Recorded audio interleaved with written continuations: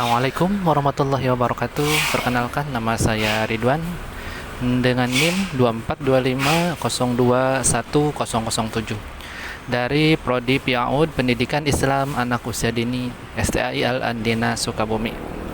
Di sini saya akan menjelaskan tentang pertumbuhan dan perkembangan anak usia dini sebagai tugas dari mata kuliah perkembangan kognitif anak usia dini dengan dosen pengampu Ibu Situ Rahma MPD. Pertumbuhan dan perkembangan merupakan dua peristiwa yang berbeda tetapi tidak bisa dipisahkan. Pertumbuhan merupakan suatu perubahan dalam ukuran tubuh dan merupakan suatu yang dapat diukur seperti tinggi badan, berat badan, lingkar kepala yang dapat dibaca pada buku pertumbuhan. Sedangkan perkembangan lebih ditunjukkan pada kematangan fungsi alat-alat tubuh. Sebagai contoh, kaki untuk melompat sebagai tanda dari gerakan kasar. Jari tangan untuk menulis, mengancingkan baju sebagai contoh dari gerakan halus. Dan pemahaman bagaimana anak belajar dari lingkungan untuk mengerti anggota tubuh, warna, dan lain-lain. Dari segi bicara, anak mampu mengungkapkan sesuatu yang dimaksud. Selanjutnya, tahap pertumbuhan dan perkembangan meliputi beberapa aspek.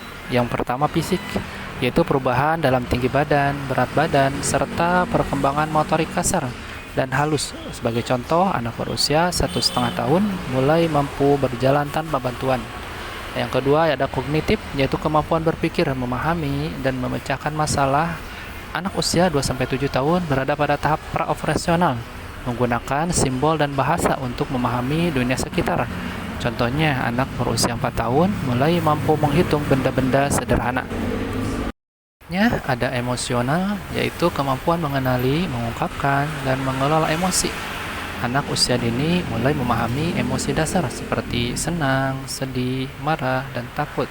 Sebagai contoh, anak usia 3 tahun mulai mampu mengungkapkan rasa sedih ketika ditinggal oleh orang tuanya. Berikutnya sosial, yaitu kemampuan berinteraksi dengan orang lain, termasuk teman sebaya dan orang dewasa. Anak usia dini mulai belajar berbagi bekerja sama dan memahami aturan sosial. Sebagai contoh, anak berusia 5 tahun mulai bermain bersama teman-temannya dengan baik.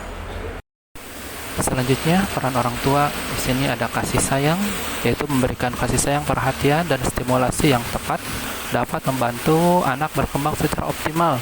Contohnya, seorang ibu yang rutin mengajak anaknya bermain permainan edukatif dapat meningkatkan kemampuan kognitif dan motorik anak. Berikutnya, lingkungan yang aman. Jadi, orang tua perlu menciptakan lingkungan yang aman dan nyaman bagi anak. Lingkungan yang aman memungkinkan anak untuk bereksplorasi dan belajar tanpa rasa takut. Contohnya, anak yang diberi ruang bermain yang aman cenderung lebih aktif dan kreatif dalam mengeksplorasi lingkungan sekitarnya.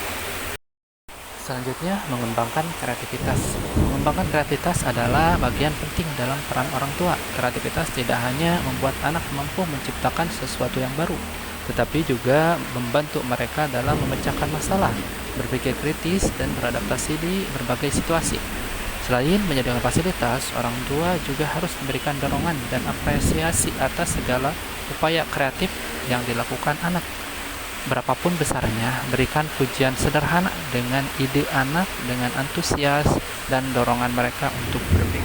Selanjutnya, yaitu mengajarkan nilai kehidupan. Mengajarkan nilai kehidupan kepada anak merupakan bagian penting dari peran orang tua dalam tumbuh kembang anak. Nilai-nilai seperti kejujuran, tanggung jawab, rasa hormat, dan kerjasama perlu ditanamkan sejak dini melalui contoh nyata dalam keseharian. Semua materi sudah selesai dipaparkan, lebih kurangnya mohon maaf. Terima kasih.